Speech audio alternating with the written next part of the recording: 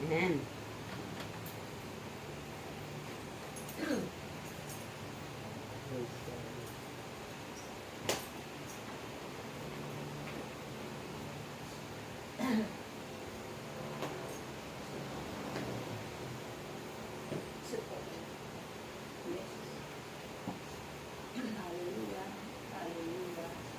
Aking ibinabahagi ang kapayapaan. Naway kayong lahat ay magbahagingan ng kapayapaan sa isa't isa. Peace. Peace be with you. Saan na si Marie?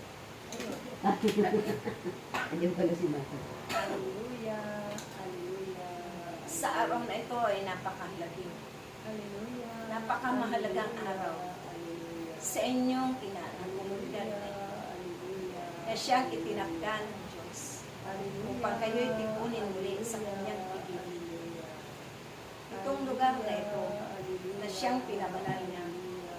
At naririto din ang daanan patungo sa kalangitan. Dahil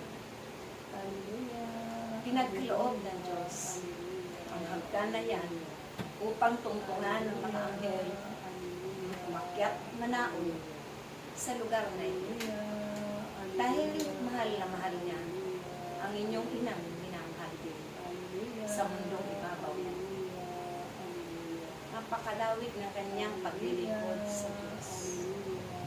Dahil yun ang panimula ng kanyang mapayapang buhay, masaganang buhay, sa pamamagitan ng mga tiisin na kanyang naranasan, mga paghihirap. Subalit ang lahat ng ito ay kanyang tiniis dahil sa pag-ibig niya sa bawat hinamon niya sa buhay.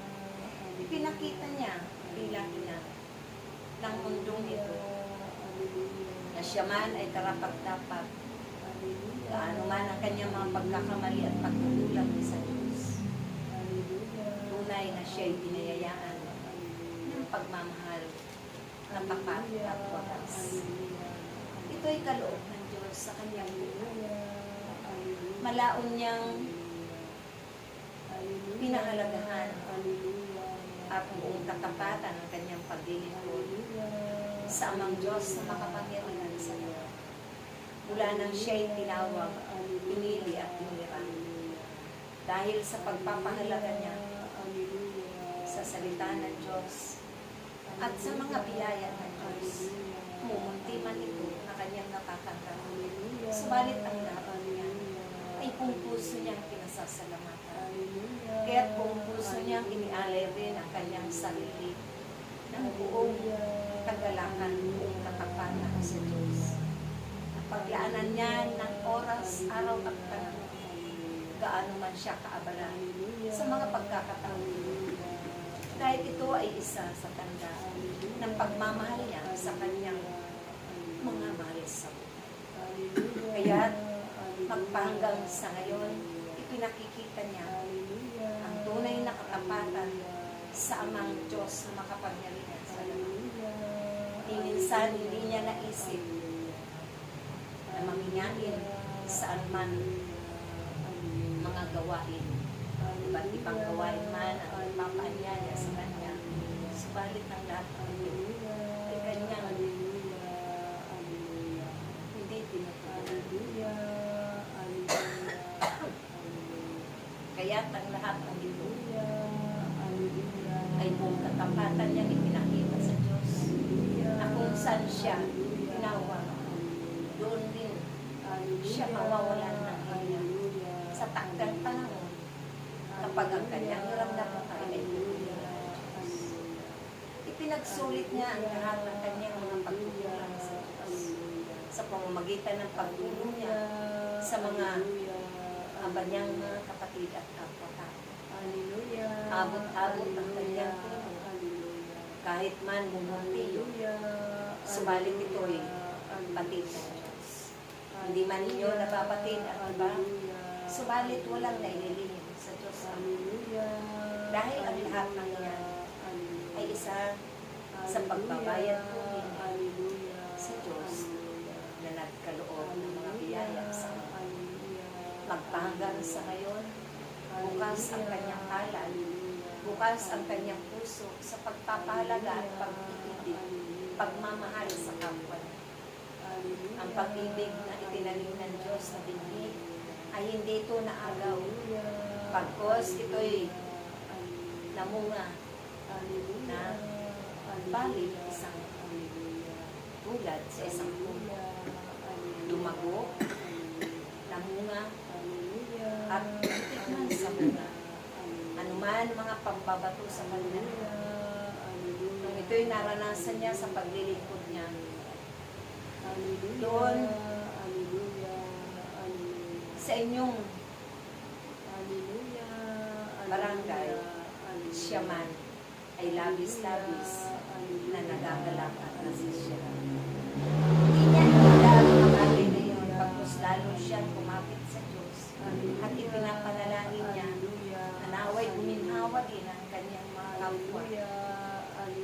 Makalasak din ng kasiyahan, kapayapaan, kagalakan sa kanilang mga. Marami siyang natulungan na ipinapanalangin siya na lumawit pa ang kanyang buhay. Gaano man siya minsan na hindi nila nauunawaan ang ibig niya iparating sa mga kapwa niya. Subalit taos sa puso niya ang pagmamahal at ipinakikita niya ito sa kanyang paggawa ng mabuti at pagpapalaganap ng mabuti sa lahat ng kanyang nakakasalamuhang tao. Kaya naririto siya. Siya ay nagdaraos muli ng kanyang kaarawan sa 88 na taon na may buhay na hinanap.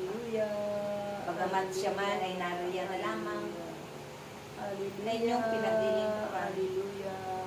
Subalit ang lahat ng ito ay biyaya ng Diyos sa kanya, mga pagpapagal na malaki at sa kanyang ginulo. Kaya huwag ninyong pagtakahan kung kayo ay tumatanggap ng mga biyaya dahil ang Diyos lamang nakakabatid ng lahat. Kung papaano niya ito at kailan niya ipagkakaroon sa inyo. Kung gaano kalaki at kung gaano kayo gaganting palaan ng Diyos. Dahil ang lahat ay walang naililin sa kanya. Pati niyang lahat mula sa kanyang pagmamasid. Sa araw-araw ng inyong mga buhay, kayo'y napagmamasta ng Diyos. Wala man ang inyong punong kayo'y nasisilayan ng Diyos. Kaya ang lahat ng ito ay tularan ninyo. Hindi kayo nangihinawang kagad sa mga mumunting sagapan, mga balakid sa inyo ay pamilya. Pagkos, masigit pa kayong lumapit at manalangin lagi. Tulad ng aking ginawa, anumang pag-uusig, pag-aalimuran, pag-aalipusta, hanggang ako'y nakabayubay sa krus. Ang lahat ng yan ay aking pinasalamatan lamang. Hindi ako bumanungin. Wala akong sinabing masasamang salita. Pagkos, ihiningi ko pa sila ng kapatawaran dahil hindi nila nalalaman ang kanilang ginagawa. Naway kayo rin gano'n ang inyong ganapin ating mga anak. Tiisin niyo ang lahat upang ang tagumpay ay isa sa inyong lahat. Isa sa inyong lahat. Pagdating ng pagdang panahon, ang Diyos ang magkakaloob ang mga ganting pagpapala. Dahil alam niya kung ano man ang pagkakatiwala niya sa bawat isa sa iyo. Kung ano man ang may bibigay niya sa bawat isa sa iyo. At kung ano man ang nararapat para sa iyo. Maraming salamat. Ako ang inyong Panginoon, Yesu Cristo. Narito sa inyong harapan na tuturin muli ang aking mga paalala, mga babala at tagubilin. Kaya't ang lahat ng ito ay huwag ninyong kaliligtaan. Kapag kayo'y nakaranas ng mga kahirapan, mga pag-uusig, kayo'y manahimik lamang at ipanalangin sila upang sila rin ay magkamit ng biyaya na nagmumula sa Diyos. Praise Yahweh.